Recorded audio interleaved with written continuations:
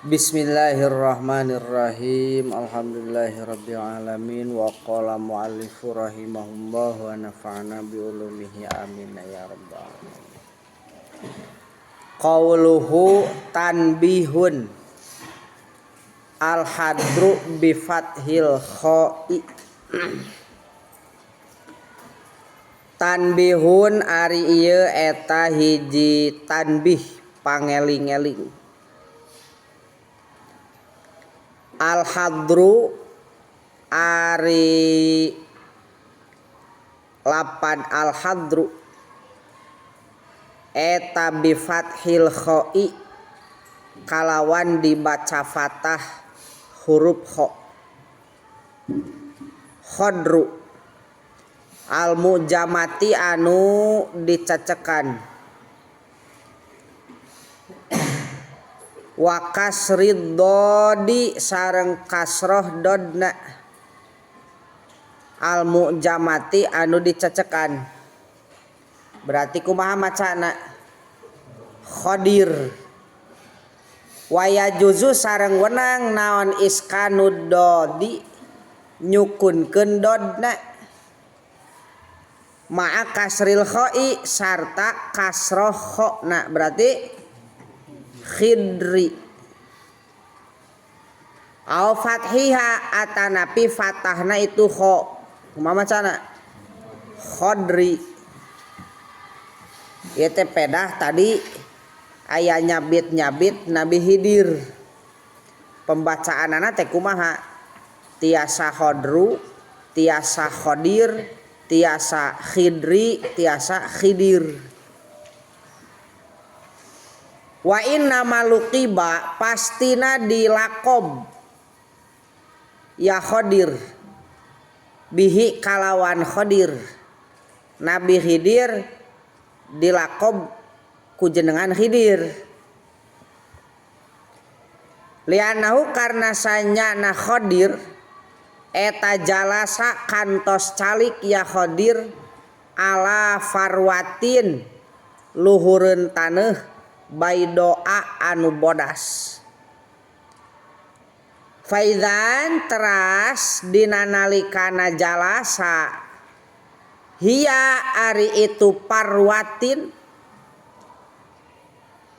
eta tahtazu bijil min khalfihi ti pengkereunana itu Khadir.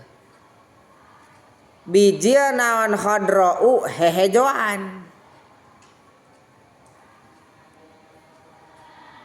Wal parwatu ari ngaran parwah eta wajhul ardi permukaan tanah. Ari hartosna khadra naon? Hartosna khadra'u naon? Hejo.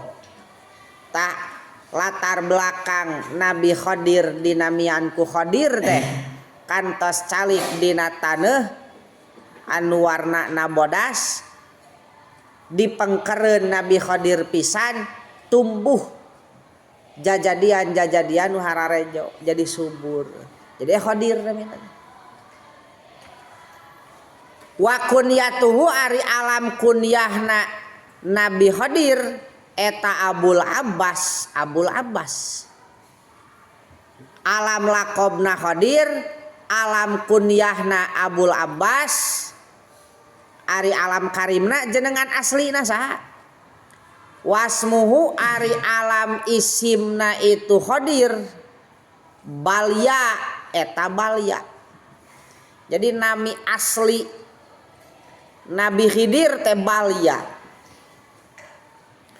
Bimuwahadatin kalawan dititikan hiji dihanap maftuhatin tur anu dibaca fatah.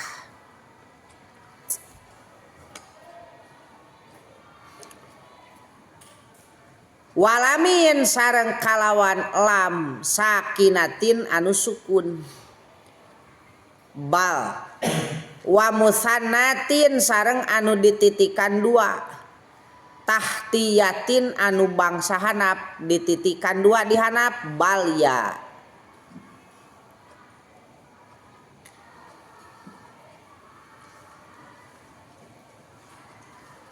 Ibnu Malkanin ari Balya eta putrana Malkan. Janten Nabi Khadir teh putrana Malkan. Bipathil mim kalawan dipatahkeun mimna wa iskanil lami sareng disukunkeun lamna. Wabil kafi sareng kalawan nganggo huruf kaf Malkan. Wasumia sareng dikuping mim ba'dil arifina ti sapalihna ulama ahli marifat naon man arafasmahu lapad man arafasmahu.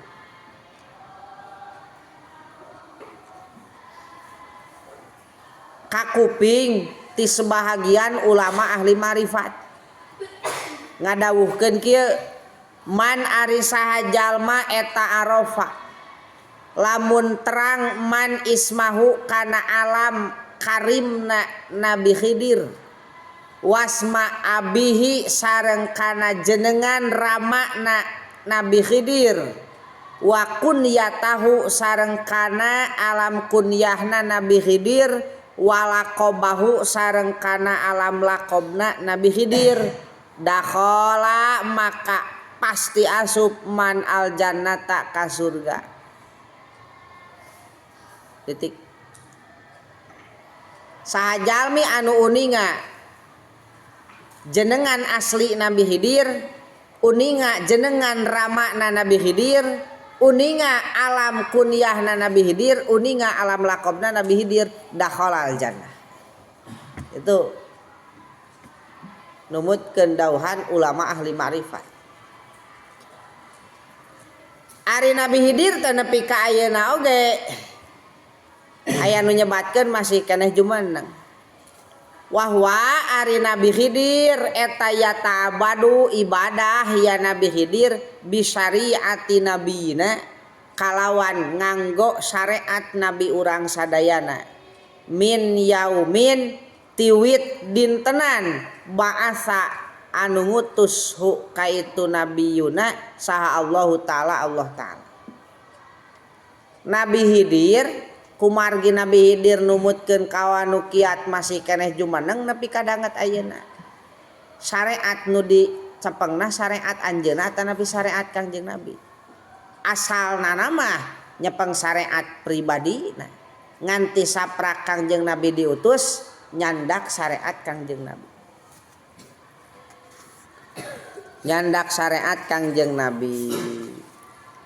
Wal muradu ari anu dimaksud bitabiin kulapad at-tabiin fi qaulin nazimi dina dauhan kinazim. Waman tabi'a sareng lapad man tabi'a. Eta jami uman sadayana jalmi ata anu datang anu hirup itu man ba'da sahabati dina sabada zaman sahabat minal mukminina ti pirang-pirang mukminin ila yaumil jazai nepi ka poe kiamah.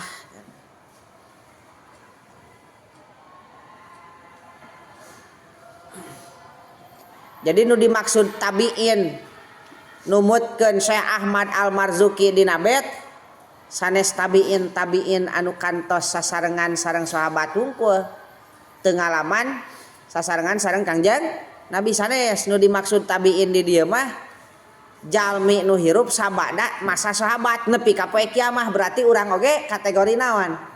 Tabiin.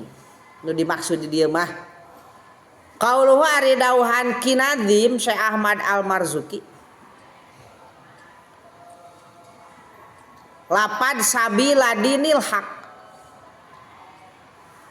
eta qala ngadau saha Al-Payumi Imam Payumi fil Misbah dina kitab Al-Misbah kana lapad wasabilu ari lapad as-sabil eta at-tariqu jalan wa yudzakaru sareng dimudzakarkeun itu as-sabil wa yu'annasu sareng dimuannaskeun itu as-sabil. Jadi lapad sabil tiasa bersifat mudzakar, tiasa bersifat sebagai muannas. Qala ngadau saha Ibnu Sukaiti Ibnu Suket kana lapad wa jam'ul muannatsi ari jamak muannasna eta subulun lapad subulun. Kama qalu sakumaha parantos ngadauh ulama unukun kana lapad unukun. Wa jam'ul mudzakari ari jamak mudzakarna eta subulun lapad subulun teu ngawau. Wa subulud dini ari pirang-pirang jalan agama eta al ahkamus syar'iyatu pirang-pirang hukum bangsa syara. Titik. Wal haqqu ari ngaran al haq huwa tegasna al haq eta kullu ma sakur-sakur perkara wafaqo anu ngakuran segala sesuatu anu ngakuran muwafaqoh alkitabah kana Al-Qur'an was sunnata sareng kana sunnah wal ijma'a sareng kana ijma' awil kiasa atanapi kana kias.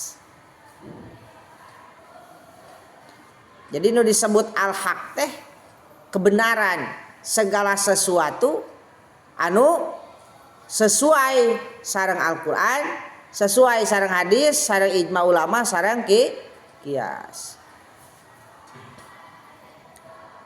Wa huwa ari al-haq khilaful batili eta lalawanan batil. Ari batil mah berarti kullu ma khalafal kitab, segala sesuatu anu bertentangan jeung Al-Qur'an, jeung sunnah, jeung ijma, jeung kias. Al-batil disebutna. Qauluhu ari dauhan kinazim lapad ghairomu tadi dina bet halun eta jadi hal min qaulihi tina dauhanana kinazim tegasna lapad waman tabi kedudukan tarkibna teh jadi hal tina sahibul hal man tabi'a. Titik. Wal mubtadi'u ari ngaran mubtadi' ku ain jalmi nu tukang ngalakukeun bid'ah. Wal mubtadi'u ari ngaran mubtadi jalmi anu ngalakukeun pabid'ahan. Eta huwa ari itu al mubtadi man eta jalma kharaja anu kaluar man anil haqqi tina bebeneran. Wa huwa ari al mubtadi eta al mazmumu jalmi anu dicela. Jadi nu disebut mubtadi dalam kurung seseorang yang melakukan pabid'ahan nya eta jalmi nu kaluar tina kebenaran syara. Wa huwa al mazmum ahli bid'ah adalah orang tercela. Qala ngadau saha al ulama'u para ulama kana lapad al bid'atu ari ngaran bid'ah lugotan mungguh lugot ma eta perkara kana anu aya itu ma eta muhtaroan anu dijieun-jieun ala ghairi misalin kalawan teu aya contoh sabikin anu ti heula. Jadi ngaran bid'ah ceuk sara mah sakur perkara anu dijieun-jieun anu eueuh contoh samemehna eueuh ti dituna. Baheulana mah eueuh anyar-anyaran. Dijieun-jieun ayeuna-ayeuna tah itu bid'ah ceuk lugot. Wa syar'an ari ngaran bid'ah mungguh syara ma eta perkara uhdisa anu dijieun-jieun itu ma ala khilafi amri syari'i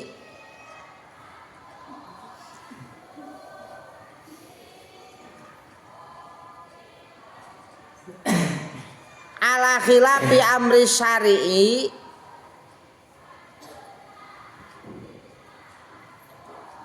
netepan nyulayaan parentah Allah jeung Rasulna.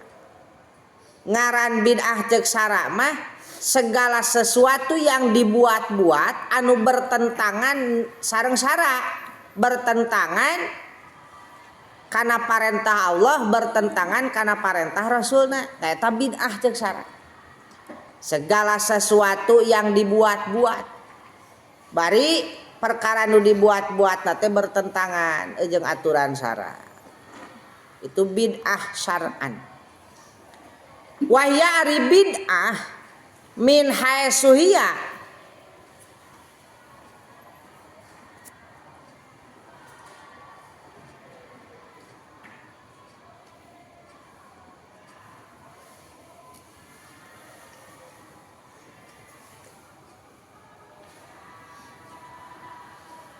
wahya ari itu bid'ah min haitsu hiya tina jihad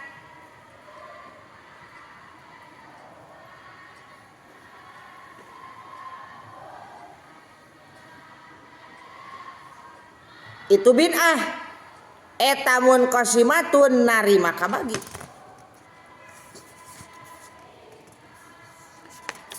Min haitsu tina jihad hakikatna itu bid'ah. Jadi bid'ah ditinjau tina segi hakikatna kabagi ila aksamin kana pirang-pirang bagian homsatin anu 5. Bid'ah ditinjau tina segi hakikatna bid'ah kabagi kana 5. Kabagi kana 5. Ahaduha ari kahijina tina itu khamsah wajibun eta bid'ah anu wajib. Bid'ah teh aya bid'ah wajib. Wa huwa ari bid'ah wajib ma eta bid'ah tanawalat hu anu ngawengku kana itu ma naon qawaidul wujubi pirang-pirang qaidah wajib wa adillatuhu sareng pirang-pirang dalilna itu wujub minasyar'i tina syara. Jadi teu kabeh bid'ah asup neraka. Kullu bid'atin dolalah wa kullu dolalah finnar.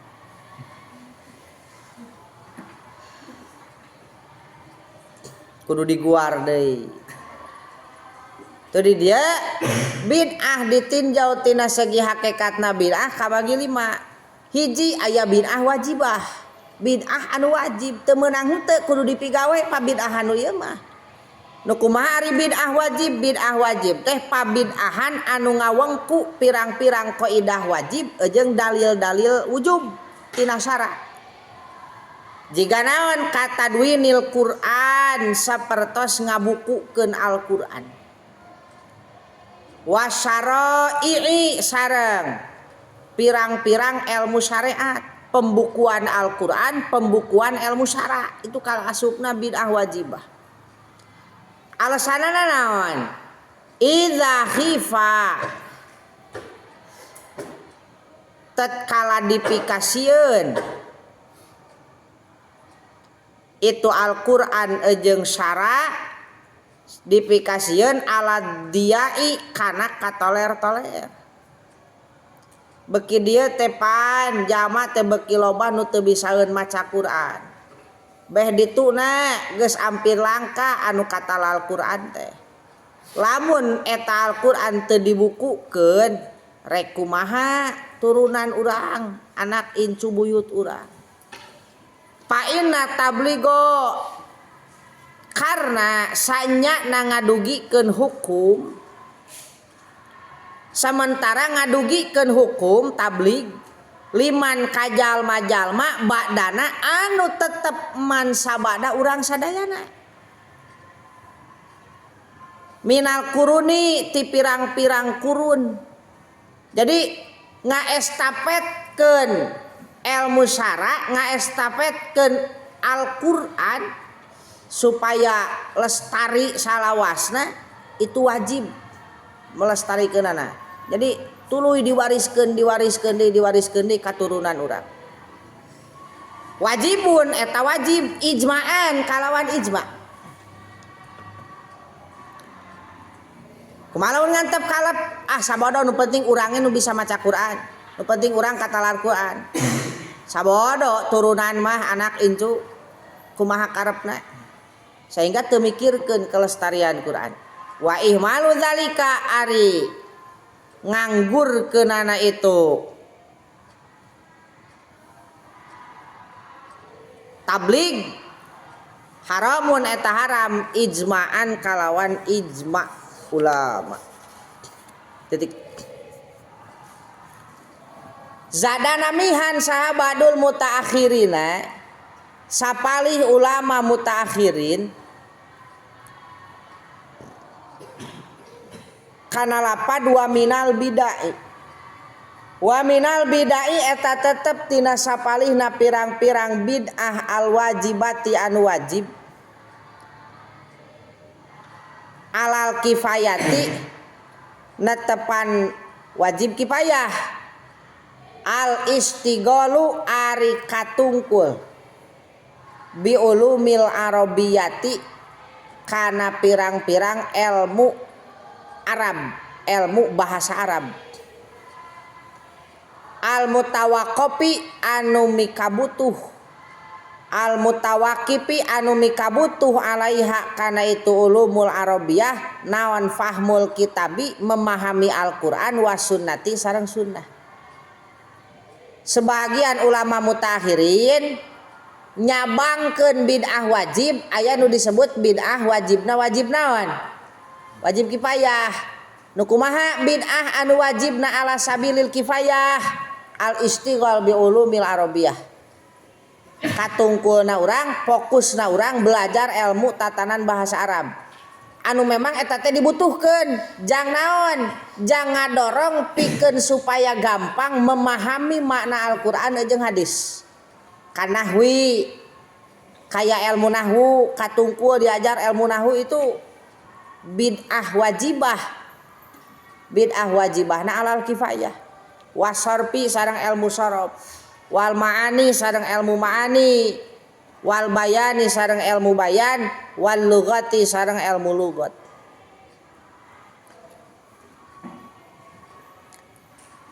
Eta contoh bid'ah wajibah ala sabilil kifayah.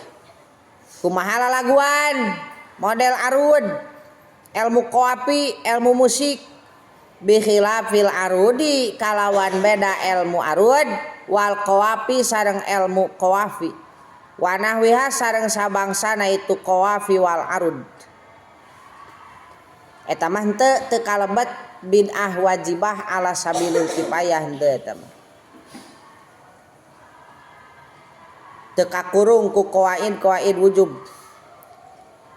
Wa tamizi sahihil ahaditsi sareng ilmu ngabedakeun sahihna pirang-pirang hadis.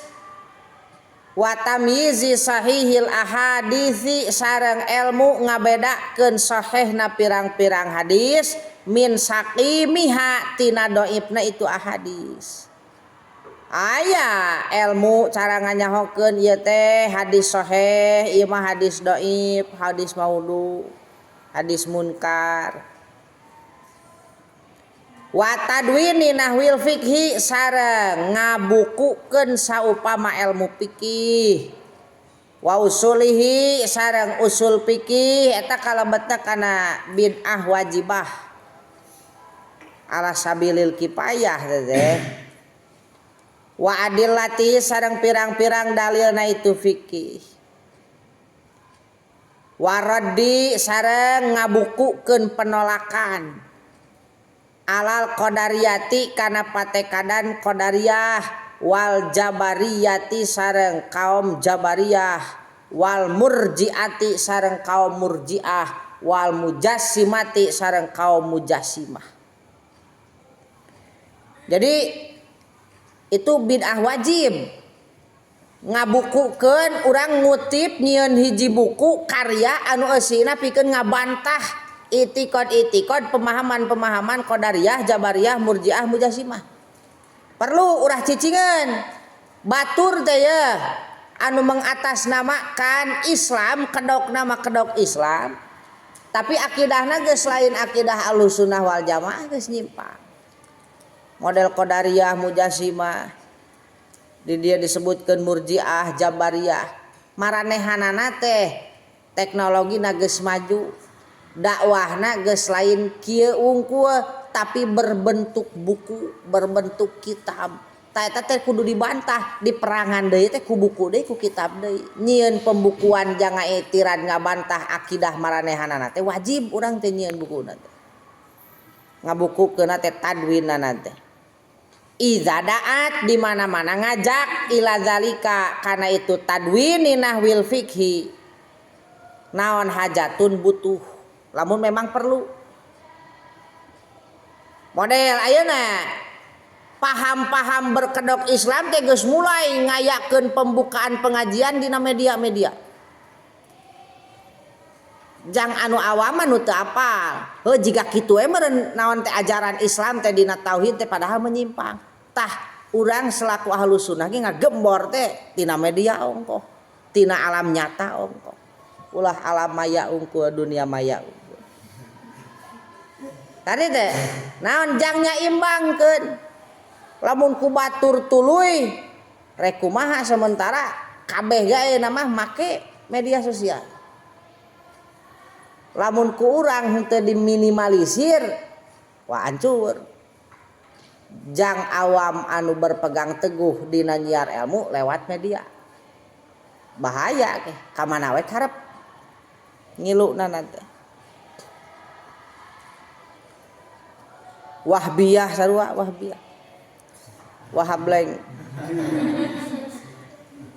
lianna hifdzas syariati karena sanyana ngajaga syariat eta fardu kifayatin fardu kifayah menjaga syariat fardu kifayah lamun sarerea masa bodoh dosa bima dina ilmu zada anu ngalangkungan itu ma alal mutaayyani kana ilmu fardu ain.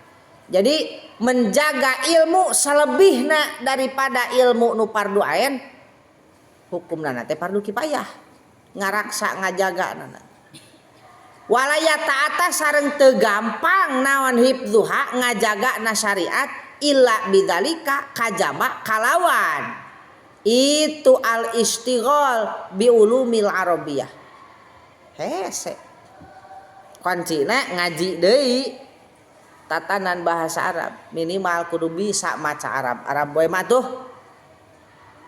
heuh maca Arab maca Quran ulah nepi ka lapur umat Islam tuh bisa maca Quran ngerakeun wa ma ari perkara layata ata anu teu gampang naon al wajibu ngahasilkeun anu wajib al mutlaku anu mutlak illa bihi kajaba ku itu mah bahwa makari itu mah wajibun eta jadi wajib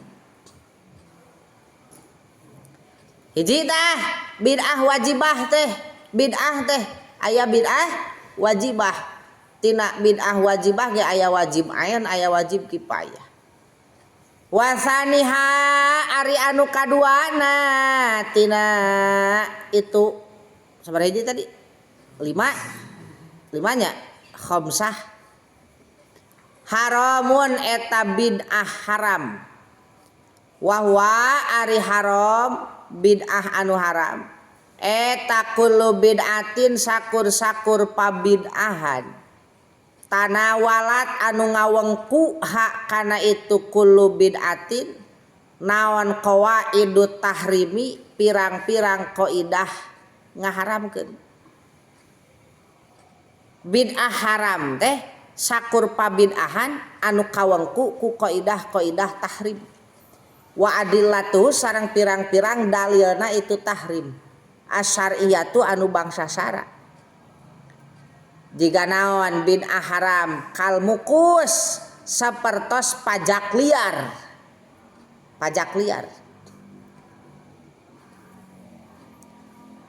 wa taqdimil juhali sareng ngautamakeun pirang-pirang jalma bodoh alal ulama'i ngahinakeun pirang-pirang ulama kasub bid'ah nu diharamkeun teh ngamulyakeun ngagung-ngagung jelema bodoh sementara jalma alim ulama dihinakeun tah ku zaman ayeuna teh geus loba anu kitu teh.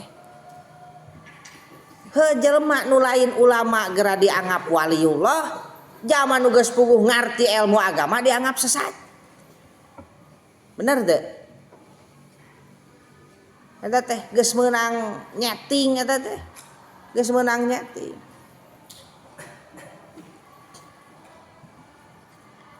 Loba pokona nama ku zaman ayeuna mah.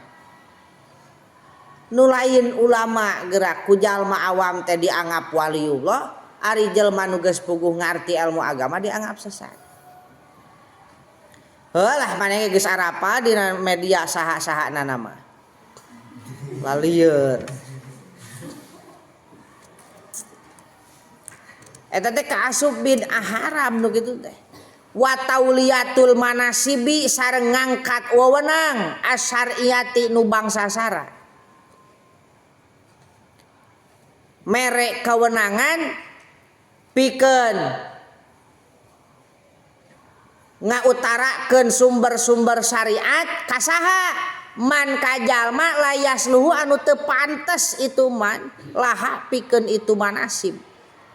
Jadi mere kewenangan pikeun ngaluarkeun sumber-sumber aturan syara tapi dipasrahkeun ka jalma nu lain pakna bitariqit tawaturi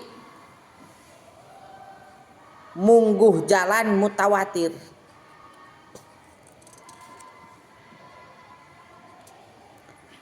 Wajalil mustanadi sareng ngajadikeun padoman pidzalika dina itu manasib. Wajalil mustanadi sareng ngajadikeun pedoman pidzalika dina itu manasib kaunal mansabi kana ayana wewenang eta kana aya itu al mansab eta li abihi milik karuhuna itu mustanad walaisa bari henteu aya itu al mustanad pihi dina itu mansob eta ahliyatan atana pinaon naonnya pihi eta tetep dina itu al mansob naon ahliyatun ahli.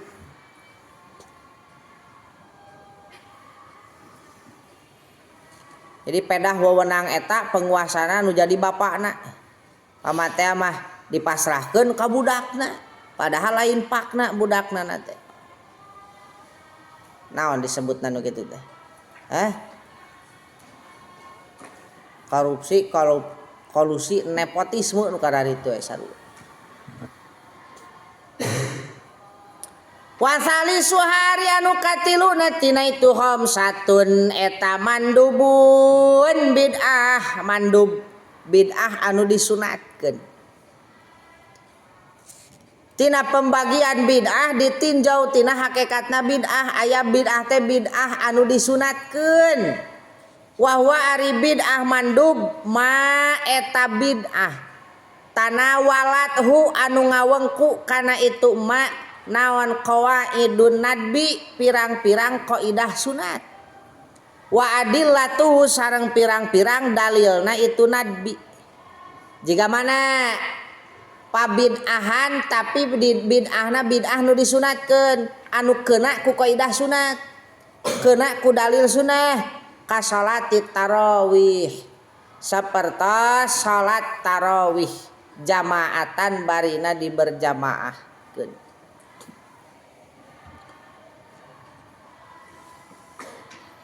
Eta bid'ahna bid'ah mandub. Wa iqamati suwaril a'immati sareng ngadegkeun pirang-pirang batas pamimpin. Wa iqamati suwaril a'immati sareng sapertos ngadegkeun pirang-pirang batas pamimpin. Wal qudoti sareng pirang-pirang qodi. Wa wulatil umuri sareng pirang-pirang urusan kapamarentahan. Eta teh pan aya batasan wilayahna tertentunya.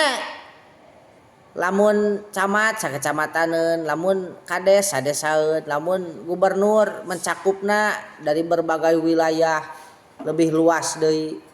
Eta ngabates wilayah-wilayah kepemimpinan dina urusan kepemerintahan itu kalebetna teh bid'ah mandub.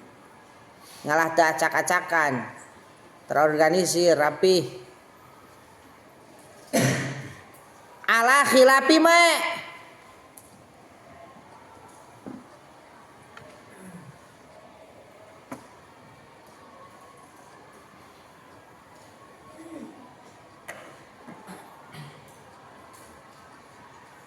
kalawan bedana perkara kana anu pernah aya alaihi kana itu masa as-sahabatu sahabat benten deui kepemerintahan anu aya dina masa zaman para sahabat ridwanullahi alaihim eta mah teu diwates-wates. Naon margina bisababi annal masoliha kusabab sanyana pirang-pirang kamaslahatan wal maqasida sareng pirang-pirang tujuan asyariyata nu bangsa sara eta la tahsulu teu bisa hasil itu masolih illa bi uzmatil wulati kajaba kalawan wibawana pamarentah. Illa bi'uzmatil wulati kajaba kalawan wibawana pamarentah pinupusin nasi dina pirang-pirang hatena manusa. Wakana sareng aya saha anasu pirang-pirang manusa pi zamanis sahabati di zaman sahabat radhiyallahu anhum. Eta innama yu'azzimuna pastina ngagungkeun itu nas ka itu sahabat. Di zaman sahabat mah manusia teh masyarakat teh ngagungkeun ka para sahabat bidini kusabab agamana wasabikil hijrati sareng kusabab tipayun hijrahna. Wal islami sareng tipayun islamna kadieu beki kurang beki cacad aturan teh sumahtala teras huma beki dieu selang waktu nu lila sumahtala maka kari-kari jadi cacad naon an-nizamu aturan hatta soru sehingga jadi itu nas eta yu'azzimuna ngagungkeun itu nas illa kajaba biswari kalawan pirang-pirang batas-batas wilayah.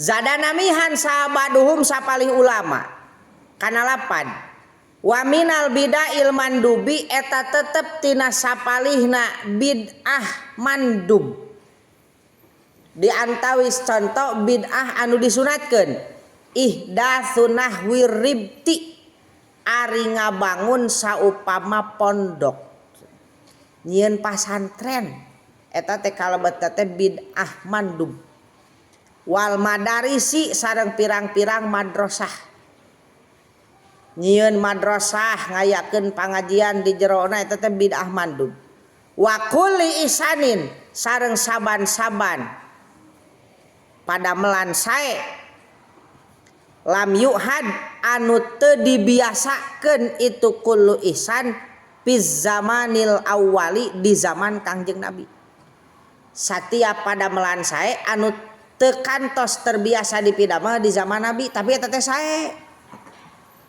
teu bertolak belakang jeung sara bahkan kena ku kaidah mandub wal kalamu sareng ngabahas pidako iki tasawufi dina pirang-pirang jero-jerona ilmu tasawuf cenah jadi memperdalam ilmu tasawuf nu lebih jerona eta teh kaasup berarti kana bid'ah mandub. Warabiuha makruhun aya bid'ah teh bid'ah makruh. Wa huwa matana walathu adillatul karohah. Wallahu a'lam. Rabbiya fa